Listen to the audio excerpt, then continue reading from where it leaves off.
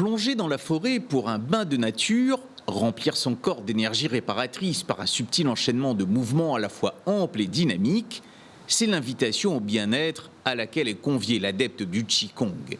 C'est une gymnastique respiratoire. Il va y avoir un travail sur ce qu'on appelle les points d'acupression. Donc c'est de l'acupuncture, c'est comme de l'acupuncture, sauf que dans le Qigong, il n'y a rien d'invasif. Donc on pratique des mouvements bien précis pour stimuler certains organes via les méridiens d'énergie et pour faire surtout le travail de la fluidité d'énergie dans le corps. Travailler son souffle vital, son Qi, par des postures et des mouvements, une discipline de longue haleine que Patrick Campeau pratique depuis une quinzaine d'années. Malgré les apparences, ici il n'est pas question de kung-fu martial, le Qigong est considéré avant tout comme un art de guérison où le corps est appelé à se soigner par lui-même. Dans la médecine traditionnelle chinoise, on dit lorsqu'on est triste, c'est parce qu'on pense au passé. Lorsqu'on est anxieux, c'est parce qu'on va se projeter dans l'avenir. Donc le Qigong va faire en sorte de nous ramener dans l'instant présent et de travailler sur la concentration de notre esprit. Et ça va nous amener un calme mental, plus bien sûr tous les bienfaits qu'on connaît sur l'hypertension artérielle, sur l'hypercholestérolémie, sur le sentiment d'isolement.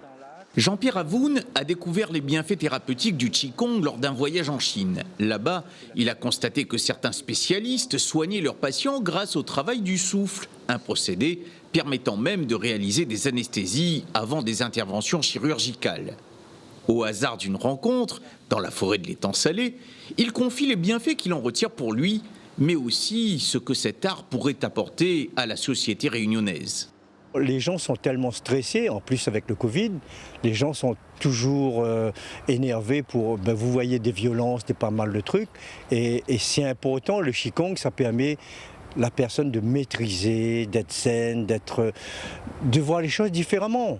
Parce que le Qigong, c'est un art de vivre en paix, en harmonie avec soi-même. Pour Patrick Campeau, la maîtrise du Qigong passe par un changement de point de vue, basé sur la compréhension du souffle vital, la respiration de l'individu se confondant avec celle de tout ce qui l'entoure.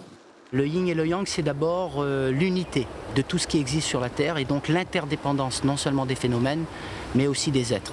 Et enfin de transformation et de mouvement. Dans le Qigong, l'état d'esprit, c'est rien ne meurt, tout se transforme.